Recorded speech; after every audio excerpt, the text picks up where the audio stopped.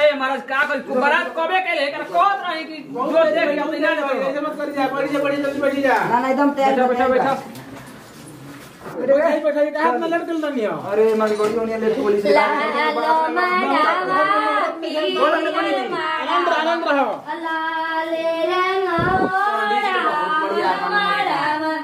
तो ठीक ना भाई देखो दिन बड़ी खराब बा बड़का पुलिस के मारे सोटा कोट मारे को एकदम ठीक है भाई हो भाई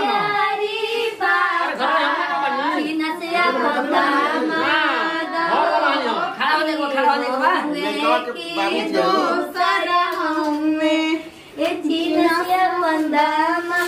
बाबा जी अरे खड़ा होके हम लोटा होने का नहीं लोटा मतिया हो चलो को जलाए पापा अरे खड़ा होकर पर जाने का कुर्सी तो हर के बढ़े ना बदले एगो तई कोनो हरी आइल बड़ी सना कि हमने के माथा खराब करके धो देले बड़ी जल्दी लमहर दामाद हो तनिए कानी उराए बबहा पर छिला रहो तनिए कानी उराए बबुआ परिछि छोटी मोटी सरज वाली लमहर नादैया अरे हो जा वो तो मैंने आपको हो जा हां इतना तनिए कानी उराए देखो तो मारन पता न का लगा देले बनी जा अरे झूठो में पैसा फसाइल जल्दी जल्दी करा जल्दी टाइम नहीं है चल अब अपन विधि विधान जन बार तन कराई चल ठीक भाव अपन कराओ विधि विधान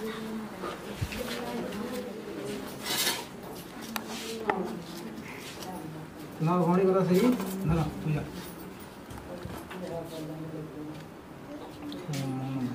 लाल माड़ो पियर माड़ो रतन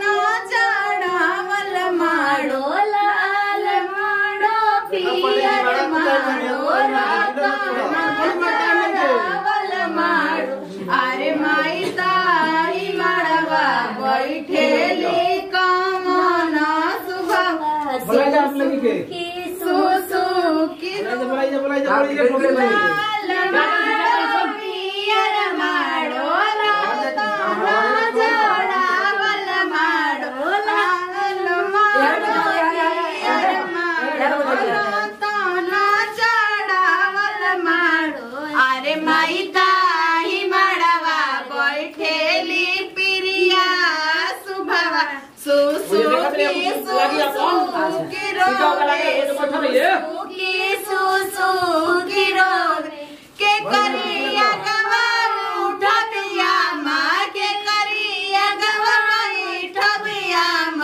अरे अम्मा के करा के अम्मा कही बोला के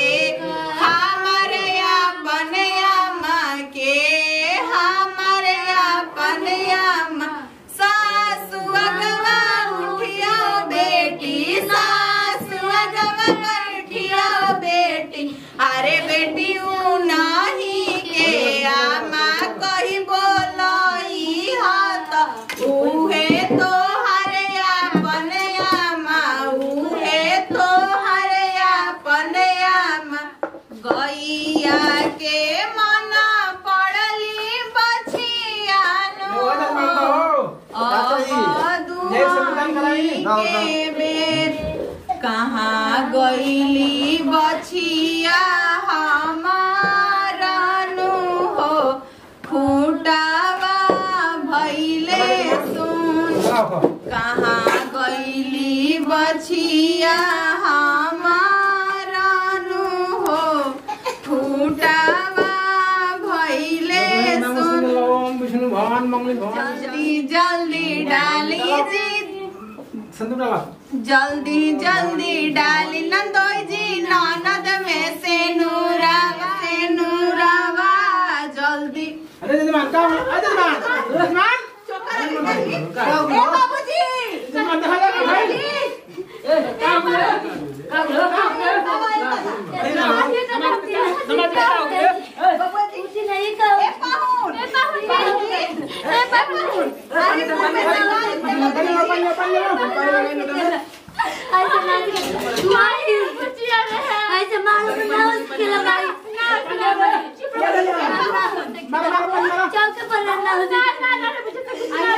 आई का हो लो बाबू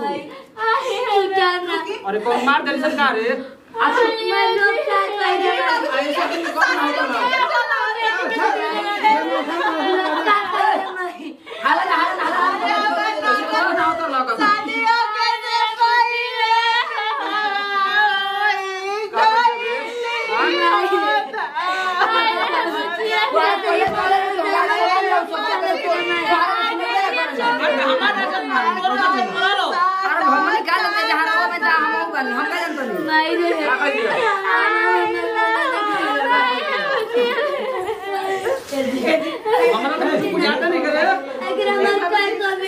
बाबूजी घर के इज्जत के बात बटे आज तुम्हारे पास लौट के चली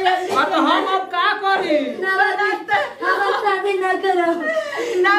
बोला ना जाओ मार दे जान ना बाबूजी ऐसा नॉट कहीं ओकरा के संभालो कोनी के संभालो ओकरा के ना मार ए बाबूजी देखिए हमारा हमें इज्जत चली है बड़ा तुम्हारे पास लौट के जाता हमने के इज्जत चली प्रॉब्लम हो जाए नहीं हो एगो छोट भाई बटुए ओकर से आराम से जाओ जब हो जब मत शादी करो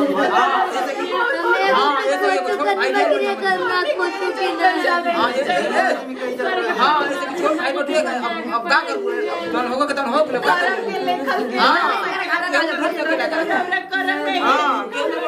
हां हां चल अरे हमें कहाटा हां का हां होगा कल जाई यार भाभी हम मानी ना हम शादी कर हां अब जा तो अब तन होगा के तन हो कोई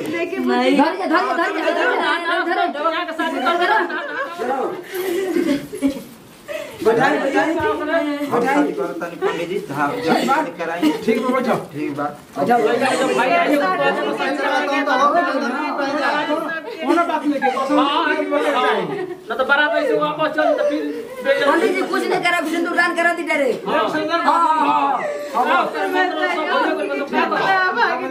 एकदम चुप रह जा बेटी चौकी पे नहीं देखिए आप लोग आपस चलने जा रहे हैं अरे बैठे ना बैठे धरा शादी वाली करम के नाम सकेला नवरात हो गए ना चुप रहो लक्ष्मण बस एकदम बहुत है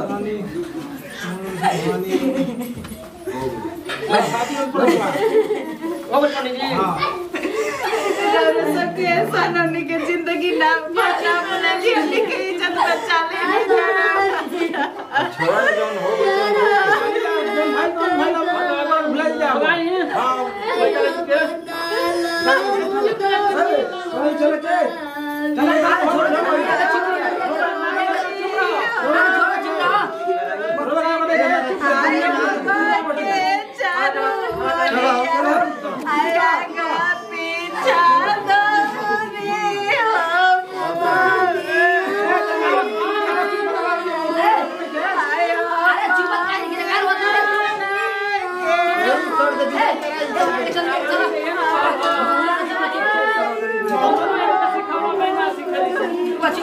चलो जाओ रोके के कौन ठीक है